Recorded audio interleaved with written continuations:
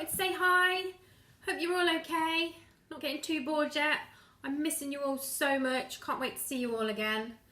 I'm really pleased as to how many of you have been sending me lovely emails and photos of your rock cakes that you made last week. So well done, guys. Keep up the good work. Brilliant. Okay, so I thought today we would make brownies. Okay, now I know we've made them in year 5. They absolutely loved them and they were really good at making them. And I know there's quite a few of you in year 6 which kept moaning to me saying we haven't made brownies when we did food tech in year 6. So today we're going to make them. Okay, right then. I've already washed my hands and I've got my apron on. Okay, my hair's still not long enough to tie back, but obviously if yours is, it needs to be tied back. Get your hands nice and clean, get your aprons on, and then we're ready to start. Okay, so equipment that you're going to need today. We're going to need a mixing bowl, a ceramic dish, which is going to go in the microwave, so obviously we need a ceramic one rather than a plastic one. A little dish with your eggs, chopping board, then you're going to need a dessert spoon, a sharp knife, which your grown-up can help you with, a fork, a spatula, obviously your weighing scales, we will need a sieve, which we'll use at the end, and then your brownie tin. Okay, right then, so ingredients. Today in our brownies we are going to be using 140 grams of dark chocolate, 120 grams of butter. Now it's up to you whether you have salted or unsalted. I'm using salted today because that's what I've got in the fridge. 220 grams of caster sugar, 100 grams of plain flour, 2 eggs, and then some icing sugar to sprinkle on the top at the end. Okay, but I'll recap on those for you later. Right then, so first we are going to get our dark chocolate and we need 140 grams. Okay, so you can either break it up using your hands, which is what I'm going to do, or if you're feeling really strong, you can get a rolling pin, pop it in a bag and then smash it up with a rolling pin. Okay, but today I'm just going to break it up like this. Right, so I've got 100 grams on that bar of chocolate. Yeah, perfect. You just need another 40 grams, which I have got half a bar here.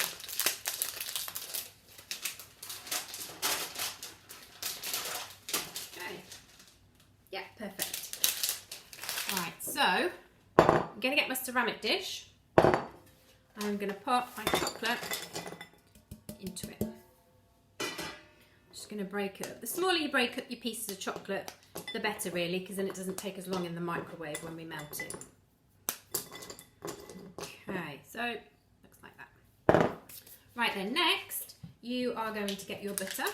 Like I say, I'm using salted butter because that's the only one that I've got in the fridge at the moment, but you can use either. Right, now we want approximately 120 grams of butter. Okay, which I would say will be about maybe a little bit more. Yeah, perfect. Now again, with the butter, the smaller you chop it, the quicker it will melt in the microwave. Okay, so very carefully using your sharp knife, you're going to chop it into small pieces and pop it into your bowl.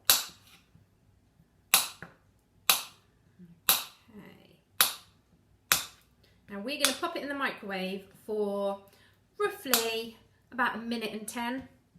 Okay, the butter melts really quickly, but obviously the chocolate takes that little bit longer. So there we go, butter and chocolate. Put our knife to one side. Right, so 110 seconds, 1 minute 10. Okay. Right then, so next we will be putting the eggs. We're going to crack the eggs into the bowl, okay? We all know how to crack an egg. So this time we're going to use 2 eggs. Right, I'm going to crack these into here. Like so. And then using my fork, I'm going to beat the eggs. Dead easy, nice and quick. Right. What we're going to do with the eggshell, pop that in the bin. Okay. Right, well, while I'm waiting for my chocolate and butter, I thought I'd do some shout outs. So I want to say thanks to Ellie and Holly.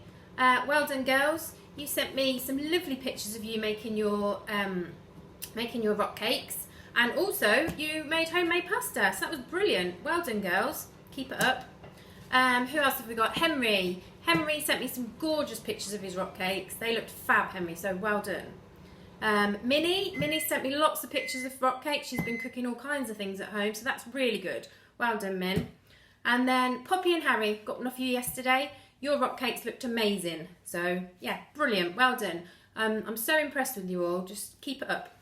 Right, let's check on our chocolate and our butter. Okay. Right then, we're going to use a spatula. Now it doesn't look the nicest because obviously the butter and the chocolate are separated. But if you keep stirring nice and gently, because it is quite hot, right? So you might need your grown-up to get it out of the microwave for you. But just keep stirring it and eventually, it's very therapeutic. It will all come together. Okay. Right, now the idea is we need the chocolate and the butter to cool. So what we'll do next is we'll weigh out our dry ingredients while this is cooling. As you can see, or not because I don't want to spill it. Okay, all of the butter is now mixed into the chocolate, so that's perfect. Right, so we'll pop this to one side. There we go, let's pop that there. Okay, so dry ingredients then. We're going to use 100 grams of plain flour. Okay.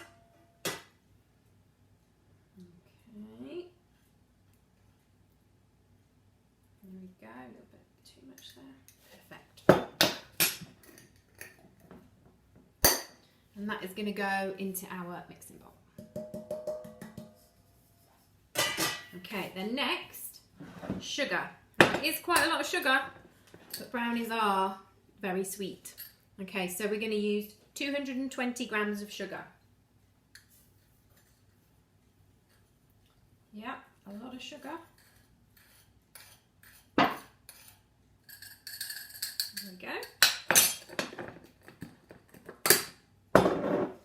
Now obviously you can cut the sugar intake down if you want to, because you can use smaller ingredients, which will obviously make less brownies. This one today should make, depending on how you cut them, how big you cut them, I'll show you later, but it should make about 16 brownies.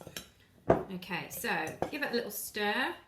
I've got some big lumps of sugar in there, so just give your sugar and flour a good old stir together. Okay, right then, next we are going to get our chocolate. Now again, the bowl is still pretty warm, so be very, very careful, okay? So what I want you to do now, actually, you need to make a well in the middle. We all know what a well is. Can't really see it here. But I'm going to make a hole in the middle. So that way, when I pour my chocolate ingredients in, we know that goes into the middle of the bowl. So it evens out nicely when you're stirring it. Okay, so in with the chocolate and the butter. Using your spatula is the best one because then we don't waste any ingredients. Alright, there we go. Okay, now you're going to use a folding method. Alright, so rather than giving it like a really fast stir, we're just going to do a nice folding method. Now hopefully, whilst we're doing this, the chocolate and the butter will cool down. Because the problem we have if the chocolate and butter is still too hot, once we add the eggs into the mixture, they will scramble. And nobody wants scrambled egg in their brownies. Not good. Okay, so this is a dead easy recipe. Doesn't take long and tastes absolutely amazing. Now, if you don't want your brownies to be too sickly, you could add other ingredients to it. So today I'm going to add some hazelnuts, which I've chopped up there. It's up to you how much you add, just to taste. You might just want a few in there just to make it a slightly different texture. So I'm going to add my hazelnuts in a minute. Right then, once you think you can feel the bowl, that it's cooled enough, you're going to add your eggs. Okay, so 2 eggs into the bowl. Now it doesn't look particularly nice when the eggs are sitting on top of the chocolate, but I can assure you, if you keep folding, it will all come together. I know the first time I made it, I looked at it and I thought, there is no way that that is all going to mix together, but it does. So you're mixing it to make a nice, gooey brownie mixture. Okay, nearly there. At this point, I'm going to add my hazelnuts. So if you're not, then obviously just carry on stirring. I'm going to add my hazelnuts into there. There we go.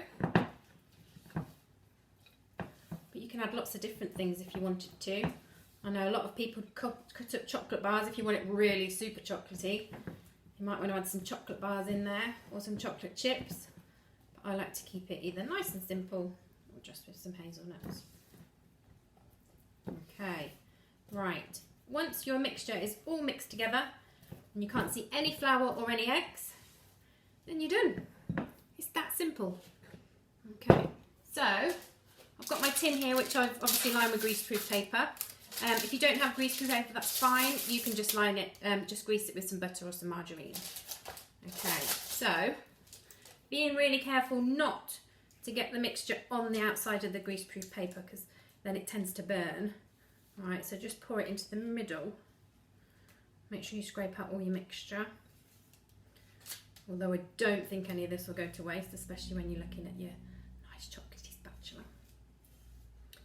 Right. Okay, so once you've scraped all of that out like that, there we go. Give it a little shake. It will even out when it's cooking in the oven.